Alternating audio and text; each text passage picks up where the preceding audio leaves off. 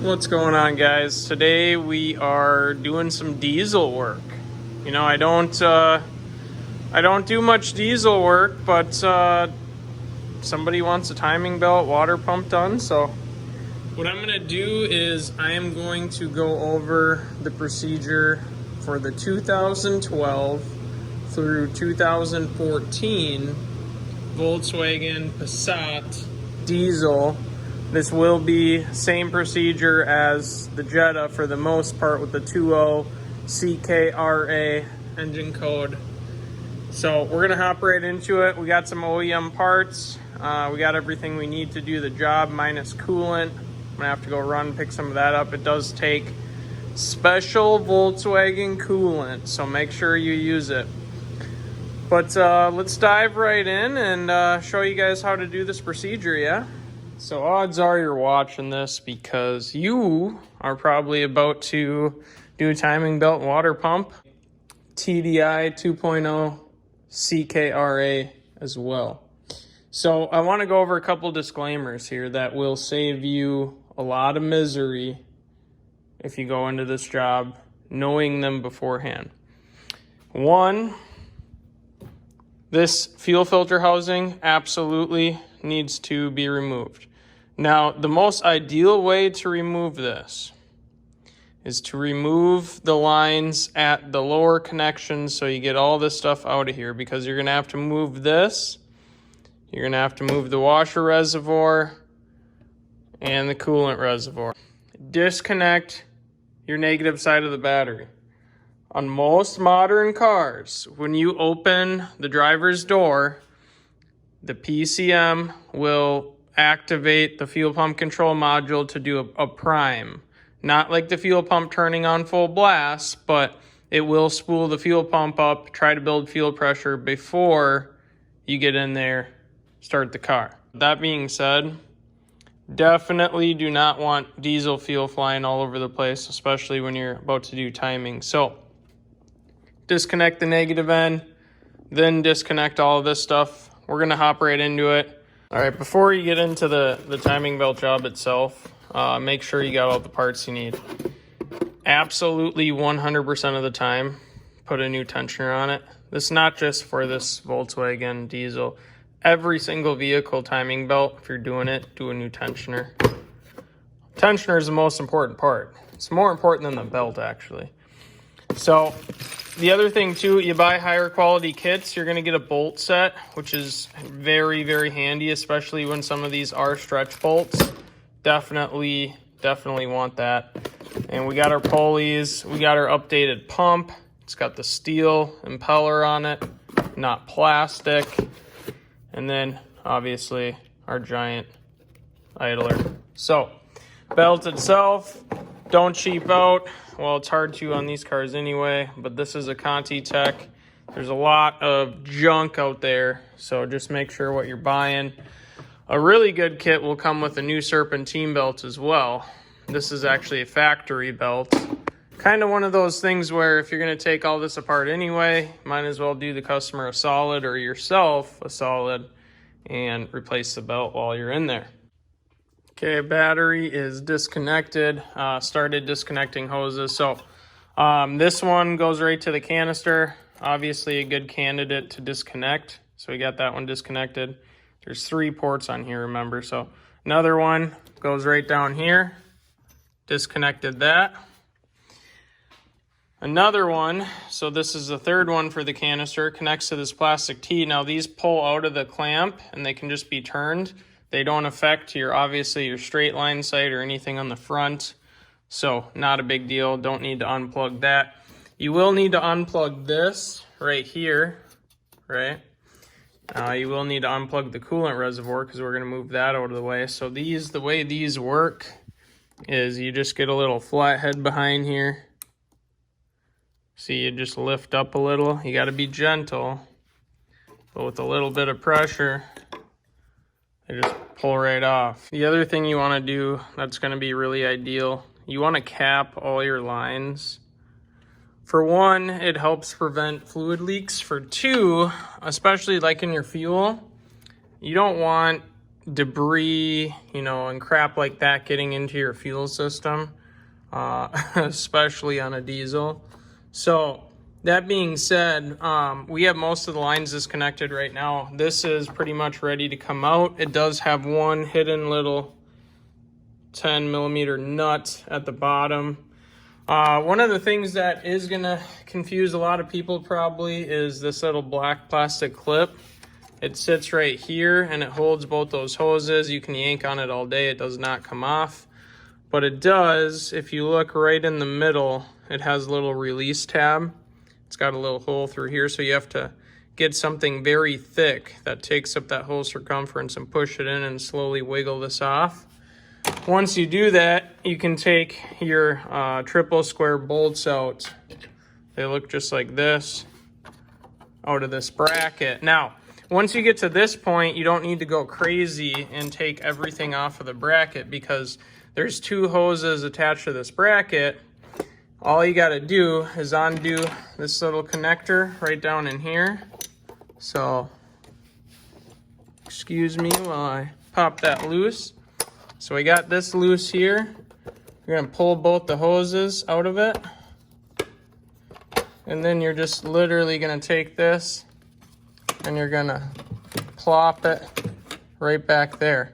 Out of the way, does not interfere whatsoever, no drama. All right, so we're at the point where we got the canister out, the coolant reservoir out, washer, fill all out. Right here, and again, you want to plug it. Goes to the reservoir. You just tuck this over here. These two on each of these get removed as per the fuel canister. Got this bracket loose down here.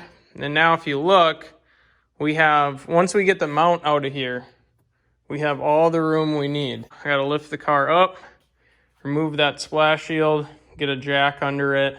That way I can support the motor without it falling. So we'll hop into that quick.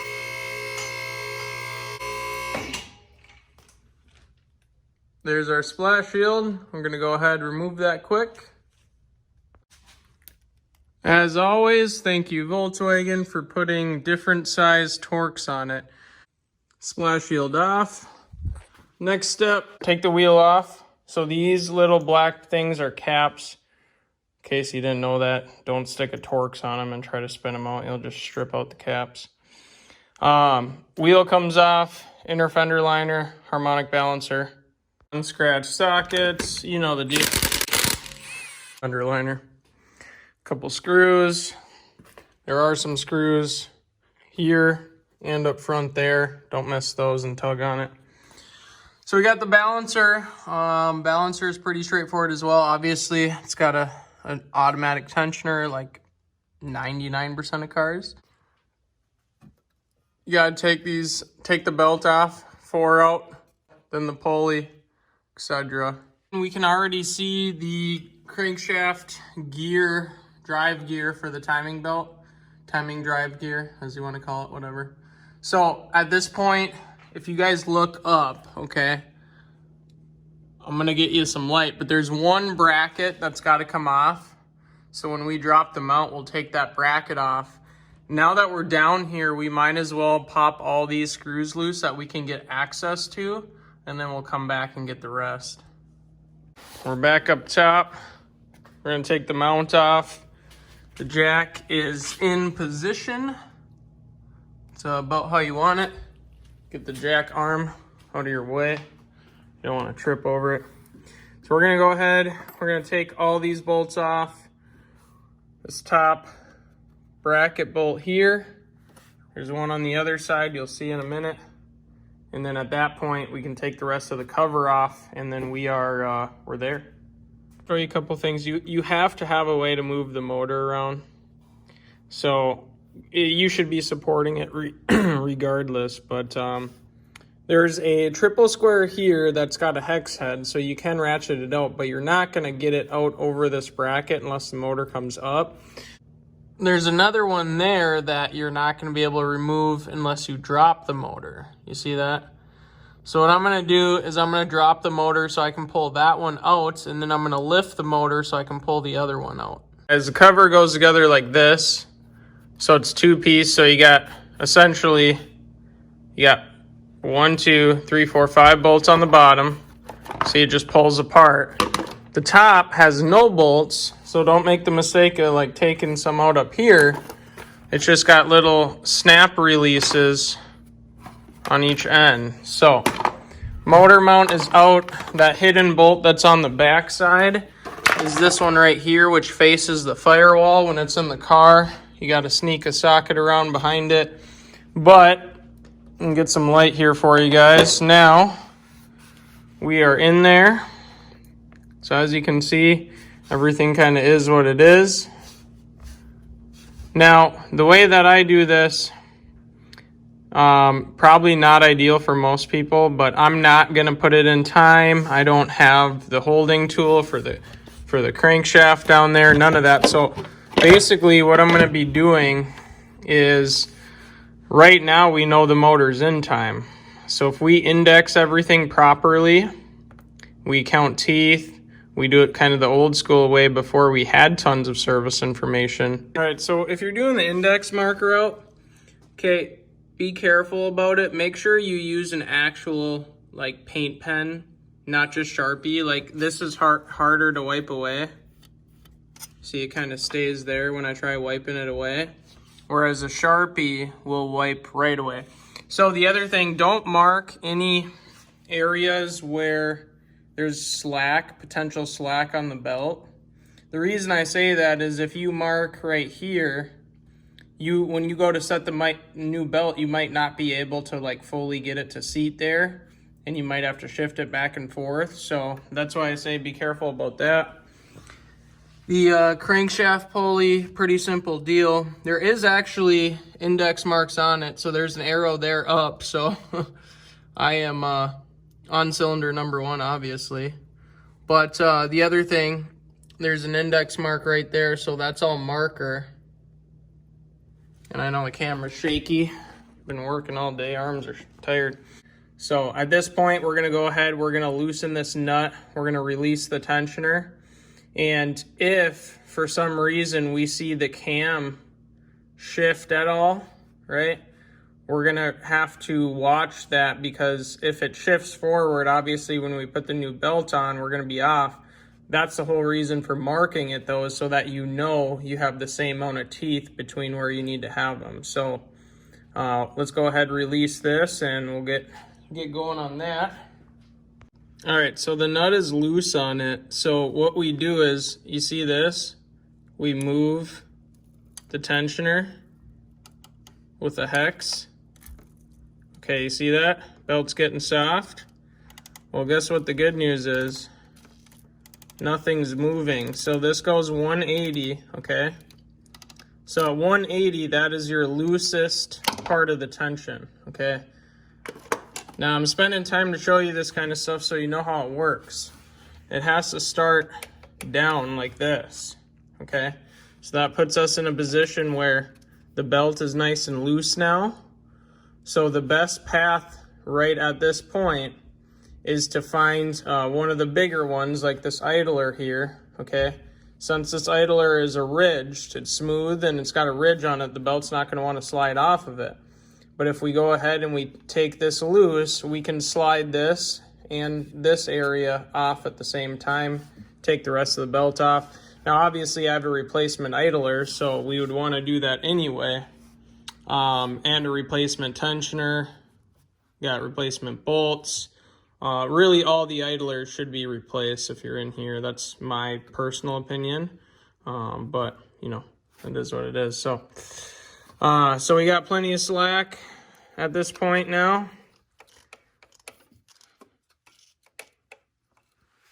Go ahead, take this loose here, and I'll show you how to do it next.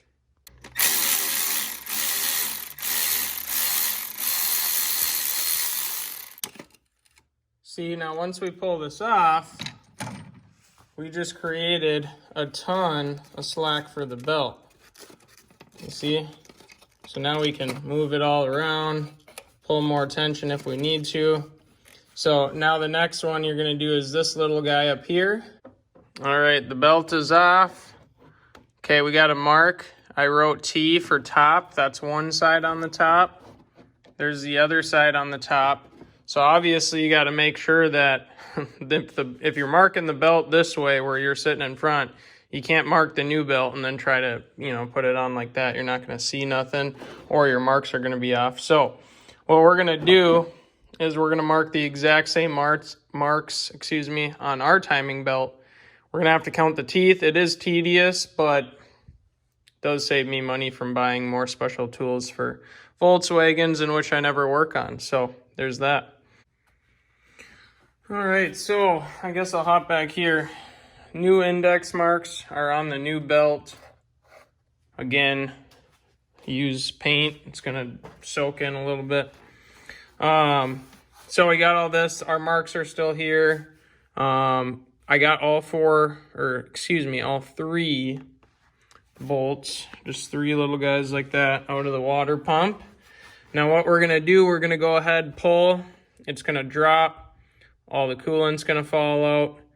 Now what we're gonna wanna do at that point, we're gonna want to, once it's done draining, we wanna lower the motor down slightly, get even more out, and then lift the motor up before we put the water pump in, so that we don't have a lot of drippage and we don't have coolant coming through the housing seal as we're trying to put the housing in. So you just got to give it a hard tug. Water pump comes right out. We're going to do, jack her back up slightly.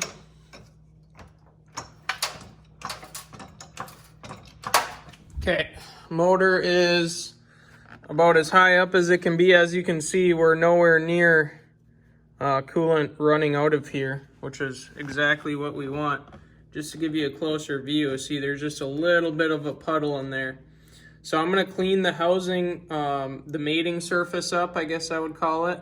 It is an O-ring style water pump, which I'll be honest, you guys, very, very hard to not get those to seal. I wish every water pump was like this. Some tips for you: use a silicone-based, non-petroleum-based grease. Okay, I use silicone brake grease, the ceramic stuff, and I lather excuse me, I lather it around the outside of the seal, and then I wipe off most of the residue, so it's just got a little bit of grease on it. And then at that point, when you go to wedge it in, it'll actually want to go in instead of you potentially cutting the seal or lifting it up off the ridge. All right, so you guys can see I got that housing cleaned up pretty well, nice and shiny. Just took some 320 strip, went around the inside. At this point, we are ready to install the water pump. So now what I'm gonna do is I'm gonna take this, I'm gonna wipe everything off the front of the housing. So now essentially I have a very thin layer around this O-ring now. All right, now we're gonna go ahead and put our bolts in. We're gonna torque them to 15 Newton meters. 132 inch-pounds. Swap our new pulleys, old pulley, new pulley. Here's the thing, I'm not actually gonna install this one yet. We're gonna wait till the belt's on. I am in fact gonna install this one down here though.